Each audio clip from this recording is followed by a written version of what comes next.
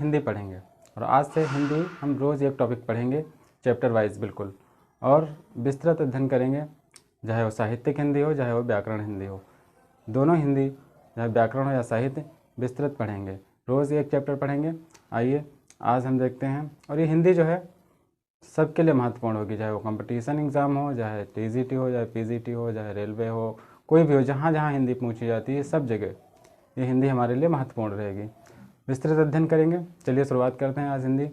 सबसे पहले हम देखेंगे हिंदी शब्द जो है इसकी उत्पत्ति कहाँ से हुई, कहाँ से आया, सबसे पहले कहाँ प्रयोग हुआ, और जो है किस भाषा का यह शब्द है हिंदी, सबसे पहले ये देखेंगे। और हिंदी कहाँ ज़्यादा बोली जाती है, किस क्षेत्र में बोली जाती है, इन सब बातों को हम आज देखेंगे। उसके बाद जो है आगे इसके कंटिन्यू रखते हैं। जैसे पहले देखते हैं क्या है हिंदी।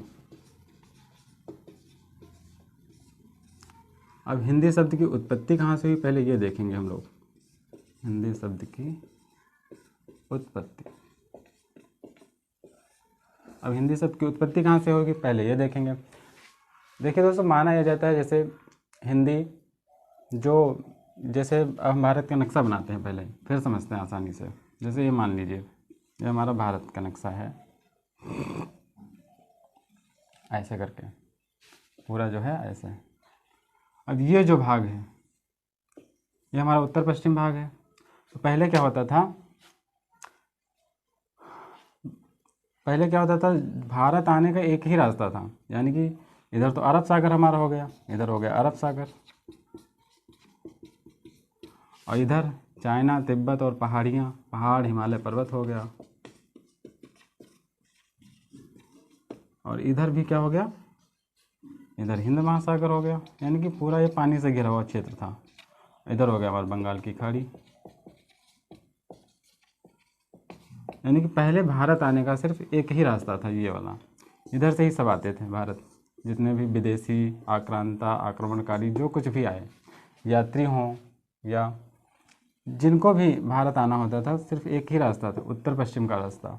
यानी कि पहले तो पाकिस्तान था नहीं, और पाकिस्तान तो आज़ादी के बाद बना, उसके पहले अफ़गानिस्तान वगैरह से ही आने का एक रास्ता था। तो इधर से ही सब भारत आते थे। तो कुछ ईरानी, फ़ारसी, सब लोग इधर से ही आए भारत। तो क्या हुआ, जो ईरानी फ़ारसी आए तो उन्होंने देखा कि यहाँ पे जो एक सिंधु नदी बहती थी, जो चाइना से होते हुए आती है भारत में, एक सिंधु नदी बहती थी। तो सिंधु के किनारे जो यहाँ पर रहते थे, यहाँ पर मान लीजिए सिंधु नदी बहती थी, तो सिंधु नदी बहती थी, तो सिंधु के किनारे रहने वाले, सिंधु नदी के किनारे रहने वाले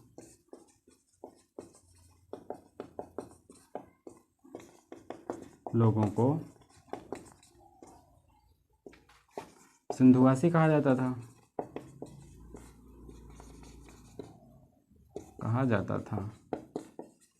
तो क्या होता था, सिंधु नदी के किनारे रहने वाले लोगों को सिंधुवासी कहा जाता था। अब जो विदेशी आते थे उनको ये तो ज्ञान था नहीं कि ये कैसा क्षेत्र है, कौन सा क्षेत्र है। तो वो लोग क्या करते थे, जो सिंधु नदी के किनारे लोग रहते थे तो उनको सिंधुवासी कहते थे। क्योंकि ईरान या फारस, ईरान को ही फारस कहते हैं, ईरान या फारस से जो लोग आते थे उनका उच्चारण थोड़ा जो है, उच्चारण क्या होता था, वो क्या करते थे, सा को हा बोलते थे और धा को दा बोलते थे। इस तरह से, इस वजह से सा को हा बोलते थे, धा को दा बोलते थे। तो वो सिंधु, यानी कि सिंधुवासी जो रहते थे उनकी भाषा को सिंधु कहते थे। तो सिंधु कह नहीं पाते थे, इस गलत उच्चारण की वजह से सा को हा बोलते थे तो ही बोल देते थे, और धा को दा बोलते थे तो हिंदू हो जाता था। तो इस वजह से वो सिंधु को हिंदू कहते थे। फिर इनकी भाषा को सिंधी कहते थे। अब चूँकि सिंधी का उच्चारण वो हा और दा से करते थे तो सिंधी क्या हो गई थी, हिंदी। इसलिए जो हिंदी हमारा शब्द है ये ईरान के द्वारा, यानी कि ईरान के जो लोग आए, विदेशी आए, उनके द्वारा गलत उच्चारण करने की वजह से सिंधी से क्या हो गया, हिंदी हो गया। तो इस तरह हमारा शब्द हिंदी बना। और हिंदी जो है हमारा हिंदी भाषा का शब्द नहीं है, हिंदी हमारा फारस भाषा का शब्द है। किस भाषा का शब्द है? फारस, फारसी भाषा का शब्द है, क्योंकि फारस के लोगों ने इसका प्रयोग किया था सबसे पहले, तो हमारा फारस का शब्द है, फारसी भाषा का शब्द है। अब ये हो गया हिंदी की उत्पत्ति कैसे हुई। अब इसके आगे हम लोग देखते हैं जो है कैसे कैसे इसका विकास हुआ, कहाँ से हिंदी जो है प्रयोग में लाई जाने लगी और पूरे देश की कैसे ये भाषा बन गई। इसके आगे अब हम देखते हैं। चलिए अब आगे देखते हैं हिंदी। तो हमने अभी तक क्या समझा कि हिंदी जो है सिंधु भाषा बनी, जैसे सिंधु था, सिंधु का गलत उच्चारण की वजह से इसको हम क्या कहने लगे? हिंदू कहने लगे। तो सिंधु से क्या बना? हिंदू बना। और हिंदू से क्या बना? इसमें प्रत्यय ई लग गया, तो हिंद प्लस ई, यानी कि इससे क्या बन गया हमारा? इससे हमारा बन गया हिंदी। अब ये बन गया हिंदी। चूँकि जो है सिंधुवासी थे और सिंधु नदी के किनारे रहते थे, तो उनको सिंधुवासी बोलते थे। गलत उच्चारण की वजह से इसको हिंदू उच्चारित करते थे। और हिंद यानी कि हिंद के रहने वाले, और बड़ी ई ये प्रत्यय लग गया, मतलब मात्रा लग गई, तो क्या हो गया? हिंदी। यानी कि हिंदुस्तान में रहने वाले लोगों की भाषा क्या हो गई? हिंदी हो गई। अब कुछ कट्टर प्रेमी हिंदी के जो इसका उच्चारण या अर्थ अलग बताते हैं, जैसे अब कुछ लोगों का कहना है कैसे हिंदी है, इसको जब अलग करते हैं तो क्या हो जाता है? हिंद का मतलब हनन करने वाला, हनन करने वाला, और द यानी कि दुष्टों का। तो इसका मतलब क्या मानते हैं? दुष्टों का हनन करने वाला, यानी कि दुष्टों का हनन करने वाला, अर्थात हिंदू। कुछ लोग तो ये मानते हैं, हालांकि प्रामाणिक नहीं है, कम प्रमाण इसके मिलते हैं तो इसको मान्यता कम देते हैं। लेकिन जो कट्टर हिंदी प्रेमी हैं वो इस बात को मानते हैं, इसका अर्थ ये बताते हैं, लेकिन ये प्रमाणित नहीं है। अब इसके आगे क्या होता है? जैसे अब हिंदी जो है अर्थ है, इसके दो अर्थ लिए जाते हैं। जैसे दो अर्थ कौन कौन से लिए जाते हैं? एक तो हिंदी भाषा, एक तो हिंदी भाषा, और दूसरा अर्थ कौन सा लिया जाता है? हिंदुस्तान के वासी, यानी कि हिंदुस्तान के वासी और उनकी भाषा हिंदी। इसमें क्या लोग मानते हैं? जैसे एक बहुत ही फेमस पंक्ति है, हिंदी हैं हम, वतन है हिंदुस्तान हमारा। हिंदी हैं हम, वतन है हिंदुस्तान हमारा, हिंदुस्तान हमारा। ये किसकी फेमस पंक्ति है? इकबाल की। ये आज़ादी के समय बहुत ही फेमस नारा था। तो ये इकबाल की पंक्ति। इससे हमें क्या पता चलता है कि हिंदी है हम, वतन है हिंदुस्तान हमारा, यानी कि ये हिंदुस्तान के लोगों के रहने वालों लोगों की भाषा है। यानी कि इसके दो अर्थ हो गए, हिंदी हैं हम, यानी कि हम हिंदुस्तानी हैं, और हमारी भाषा क्या है? हिंदी है। तो हिंदी के दो अर्थ हो गए, एक तो हिंदुस्तान के रहने वाले लोगों का, और एक हिंदी भाषा से। तो इस तरह से हिंदी के यहाँ पे दो अर्थ हो गए। और हिंदी का विकास कहाँ से हुआ? सिंधु से हुआ, और हिंदी बन गई। तो ये हो गया हमारा हिंदी का विकास क्रम। हिंदी कैसे बनी? अब हम देखते हैं कि हिंदी किन क्षेत्रों में बोली जाती है और इसका कितने % लोग इस भाषा का प्रयोग करते हैं, और इसका विकास क्रम देखते हैं कि कहाँ से विकसित होकर हिंदी भाषा प्रयोग में लाई जाने लगी। तो इसका विकास क्रम हम आगे देखेंगे। तो इसको मैंने बताया था कि हिंदी है किस भाषा का शब्द है? फारसी भाषा का शब्द है। ये तो हम जानकारी ले ही चुके हैं। तो ये हिंदी हमारी क्या है? फारसी भाषा का शब्द है। इसके आगे हम लोग देखते हैं कि हिंदी मूलतः कहाँ से जन्मी, यानी कि इसका विकास क्रम कहाँ रहा, कहाँ से कहाँ तक प्रयोग होते हुए हिंदी बन गई।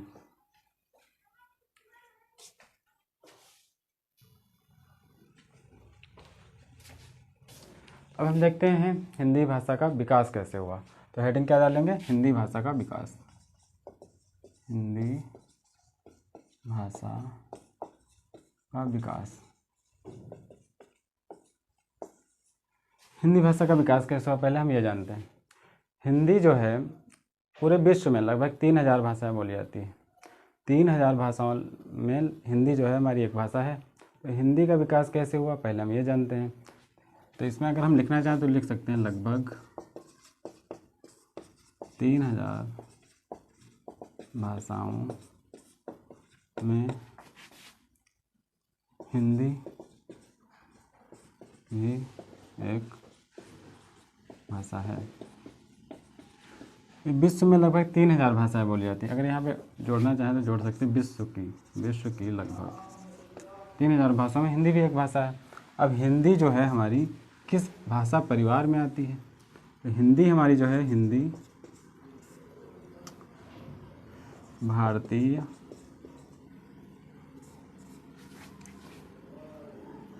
भारतीय भाषाओं के परिवार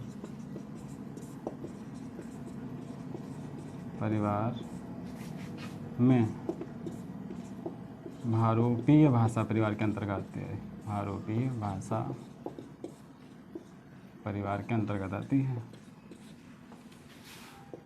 परिवार के अंतर्गत आती है, अंतर्गत आती है। अब ये हो गया।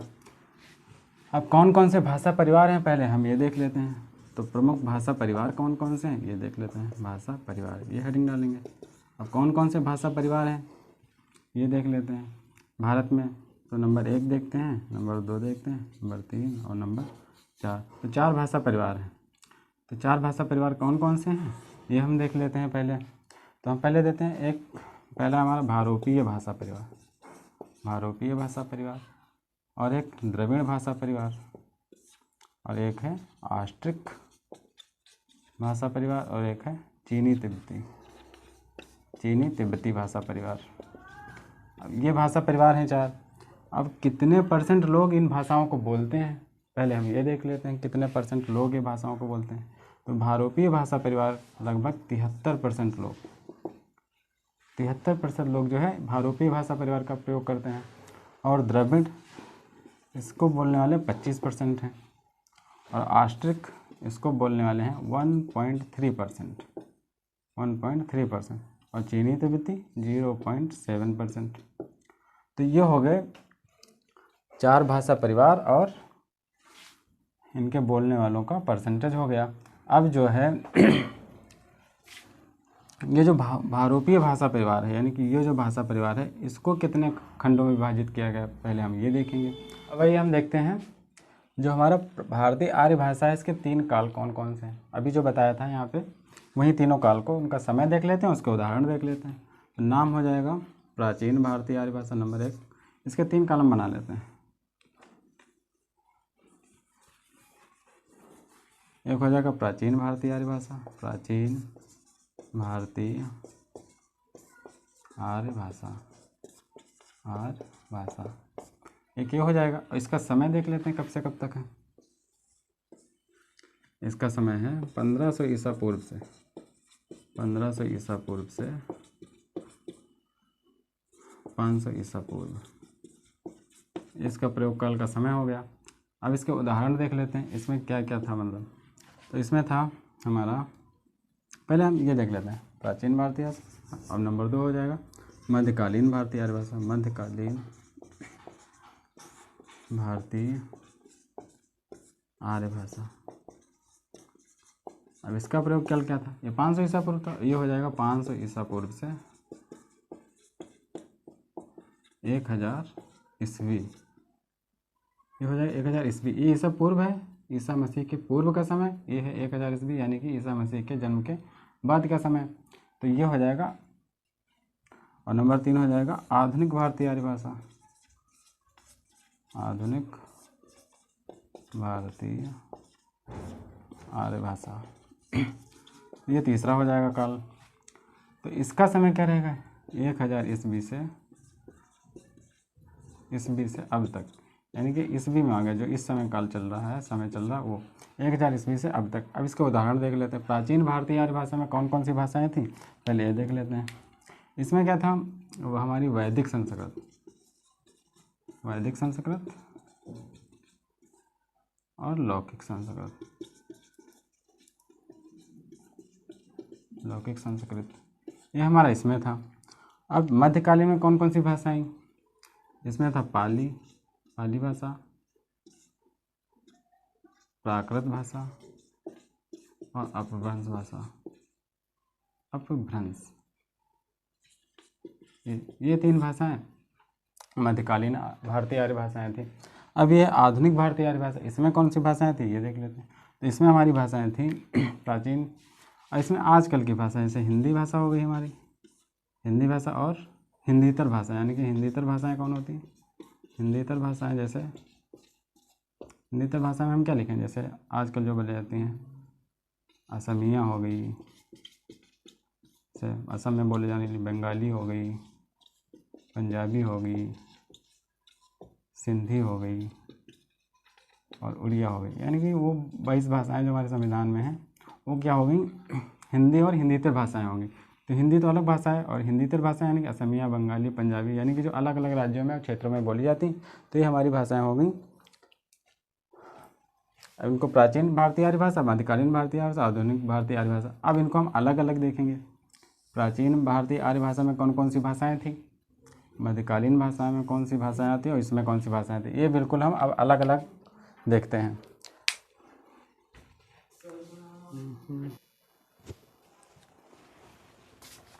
अब हम देख लेते हैं जो प्राचीन भारतीय आर्य भाषाएं थी, इनका जो है इसमें कौन कौन सी भाषाएं आती हैं, इनका समय कब से कब तक था और इसमें कौन कौन से मतलब या वेद लिखे गए या कौन कौन सी रचनाएं की गई वो हम देख लेते हैं, या कौन से लोग इन भाषा का प्रयोग करते थे।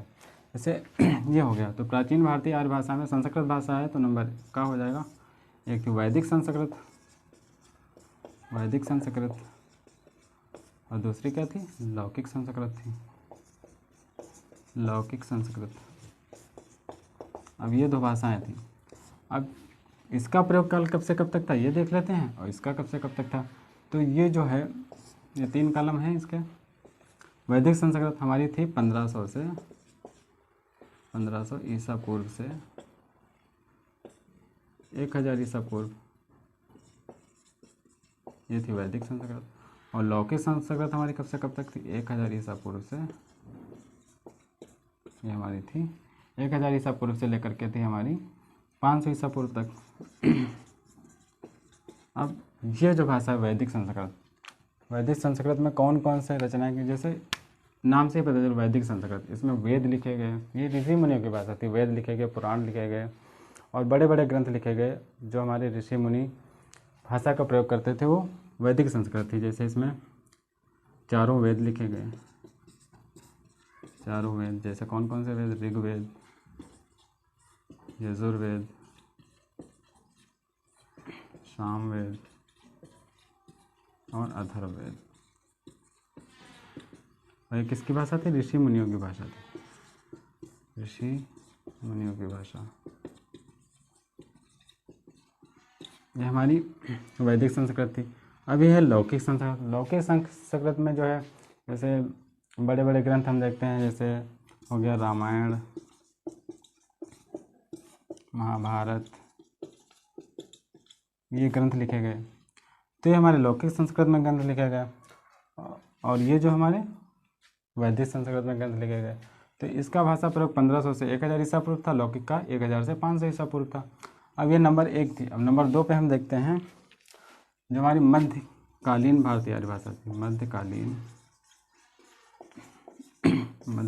भारतीय आर्य भाषा, मध्यकालीन भारतीय आर्य भाषा। इसके कौन कौन से कालखंड थे पहले ये देख लेते हैं। इसमें था प्रथम प्राकृत काल, प्रथम प्राकृत काल, और कहा था द्वितीय प्राकृत काल, द्वितीय प्राकृत काल, और का क्या था, तृतीय प्राकृत काल, तृतीय प्राकृत काल, यह था। अब इसमें कौन कौन सी भाषाएं थी, जैसे प्रथम प्राकृत काल में कौन सी भाषा थी, पाली भाषा थी, प्रथम प्राकृत काल में पाली भाषा थी, और द्वितीय प्राकृत काल में प्राकृत भाषा थी, और तृतीय प्राकृत काल में हमारी जैसे अपभ्रंश भाषा है, अपभ्रंश भाषा थी, और आवहट ये भाषा थी। और पाली भाषा का प्रयोग कहाँ पे होता था, कौन से लोग करते थे, प्राकृत का कौन से लोग करते थे, पहले ये देख लेते हैं। तो इसका पहले हम समय देख लेते हैं। ये था हमारा 500 ईसा पूर्व से, यानी कि यहीं से 500 ईसा पूर्व पे ख़त्म हुआ, तो 500 ईसा पूर्व से 1 ईस्वी तक ये था हमारा, और ये 1 ईस्वी से 500 ईस्वी तक, और ये हमारा 500 ईस्वी से 1000 ईस्वी तक। क्योंकि अवहट्ट भाषा है, ये इसी समय काल में थी, यानी ये थी हमारी ब्रिज भाषा एक हिसाब से समझिए, क्योंकि इसके बाद हमारा हिंदी भाषा का विकास होने लगा। तो हिंदी भाषा और अपभ्रंश भाषा के बीच में ये सेतु का काम करती थी। तो ये इसी समय के बीच में आएगी, जैसे 900 ईसा पूर्व, 900 ईस्वी से लेकर 1000 ईस्वी तक ये भाषा भी थी, यानी कि ये भी बोली जाती थी, ये भी बोली जाती थी। ये बदल के अवहट्ट भाषा होने लगी थी। अवहट्ट से हमारी कौन सी भाषा आ जाएगी? हिंदी भाषा आ जाएगी। तो ये भाषा जो है पाली भाषा, इसका प्रयोग कहाँ होता था? इसका प्रयोग, ये पाली भाषा इम्पॉर्टेंट है, इसमें लिख लेंगे हम इम्पॉर्टेंट, क्योंकि ये जो है हमारी प्रथम देश भाषा थी, प्रथम देश भाषा थी। ये प्रथम देश भाषा कहलाई, क्योंकि जितने भी हमारे महात्मा बुद्ध के उपदेश थे इसी पाली भाषा में ही दिए गए थे। इसमें हम लिख लेंगे महात्मा बुद्ध के उपदेश, यानी कि जितने भी उपदेश महात्मा बुद्ध देते थे इसी भाषा में देते थे। उस समय के लोगों की यही भाषा थी, पाली भाषा। अब जो प्राकृत भाषा है, द्वितीय प्राकृत काल की प्राकृत भाषा, इसमें क्या था? जो हमारे भगवान महावीर हुए हैं, महावीर के उपदेश, ये भगवान महावीर के उपदेश इस भाषा में, यानी कि प्राकृत भाषा में। तो महावीर भगवान के समय की भाषा कौन सी? प्राकृत भाषा थी। और जो अपभ्रंश और अवहट्ट भाषा है, ये जो है प्राकृत के बाद आई। तो अवहट्ट भाषा जो है ये क्या थी? इसको हम संक्रमणकालीन कहते हैं, संक्रमणकालीन भाषा, संक्रमणकालीन भाषा, यानी कि ये संक्रमणकालीन या संक्रांतिकालीन या संक्रांतिकालीन भाषा। अब हमने क्या देख लिया? प्राचीन भारतीय आर्य भाषा में कौन कौन सी भाषाएं थी और मध्यकालीन भारतीय आर्य भाषा में कौन कौन सी भाषाएं थी। अब एक भाषा हमारी बची, आधुनिक भारतीय आर्य भाषा। तो उसमें कौन कौन सी भाषाएं थी और उसका समय कहाँ से कहाँ तक था, अब हम उसके बारे में देखते हैं। आइए अब हम देखते हैं आधुनिक भारतीय आर्य भाषा में कौन कौन सी भाषाएं थी। जैसे हेडिंग डालेंगे नंबर 3, आधुनिक भारतीय आर्य भाषा, आधुनिक भारतीय आर्य भाषा। इसमें कौन कौन से भाषाएं थी ये देख लेते हैं। इसमें थी पहली प्राचीन हिंदी। इसका समय कहाँ से कहाँ तक था? इसका समय था 1100 ईस्वी से 1400 ईस्वी तक। यह हमारी कौन थी? प्राचीन हिंदी थी। और ये थी हमारी दूसरी मध्यकालीन हिंदी। ये कहाँ से कहाँ तक थी? ये 1400 पे ख़त्म हुई, तो ये 1400 ईस्वी से लेकर के 1850 तक ये थी। और इनका नंबर कौन सी थी? प्राचीन हिंदी, मध्यकालीन हिंदी और आधुनिक हिंदी। आधुनिक हिंदी यानी कि जो आजकल हम हिंदी भाषा का प्रयोग करते हैं, आधुनिक हिंदी। तो ये थी हमारी 1850 से 1850 ईस्वी से अब तक। तो ये हमारी होगी आधुनिक भारतीय आर्य भाषा के प्रकार कौन कौन सी थी। तो हमने देखा कि हिंदी भाषा की उत्पत्ति कैसे हुई और कहाँ से कहाँ तक हिंदी भाषा का विकास कैसे कैसे हुआ। अब अगर हम विकास क्रम देखना चाहें, एक लाइन में समझना चाहें, तो इसके लिए हम क्या लिख सकते हैं? जैसे संस्कृत की आदि भाषा, यानी कि जननी कौन है? संस्कृत जो है हमारी हिंदी भाषा की आदि जननी है। तो हम संस्कृत से शुरुआत करेंगे, यानी कि पहले संस्कृत भाषा थी, उसके बाद पाली भाषा आई, फिर प्राकृत भाषा, फिर आई हमारी अपभ्रंश भाषा,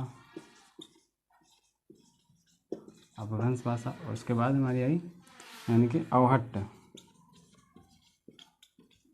और इससे हमारी कौन सी भाषा बन गई? यानी कि प्राचीन हिंदी या आधुनिक हिंदी। तो ये हमारी भाषा का विकास क्रम है। विकास क्रम कहाँ से कहाँ तक हिंदी का पहुँचा, ये हमने देखा आज। संस्कृत, पाली, प्राकृत, अपभ्रंश, अवहट्ट से होती है हमारी हिंदी आजकल जो बोली जा रही है। तो अगर प्रश्न पूछा जाए कि हिंदी भाषा की आदि जननी भाषा कौन सी है, तो संस्कृत है। अगर पूछा जाए प्रश्न प्रथम देश भाषा कौन सी है, तो पाली भाषा है। या क्वेश्चन पूछा जाए भगवान बुद्ध के उपदेश कौन सी भाषा में है, तो पाली भाषा हो जाएगी। अगर पूछा जाए भगवान महावीर का उपदेश किस भाषा में है, तो प्राकृत भाषा हो जाएगी। ये अपभ्रंश भाषा, इसमें जो है हमारे स्वयंभू वगैरह इन सब की रचनाएं आएंगी। आधुनिक हिंदी में तो आप समझते हैं किन लोगों की। अब इसके आगे हम लोग जो है कौन कौन सी भाषाएं हिंदी में हैं और कौन कौन सी भाषाएं अवहट्ट में हैं, कैसे इसका विकास हुआ, इसके आगे हम जो है अगले वीडियो में देखेंगे। कैसा लगा वीडियो कमेंट बॉक्स में ज़रूर बताइए। पसंद आया हो लाइक करें, सब्सक्राइब करें और लोगों को शेयर करें। धन्यवाद।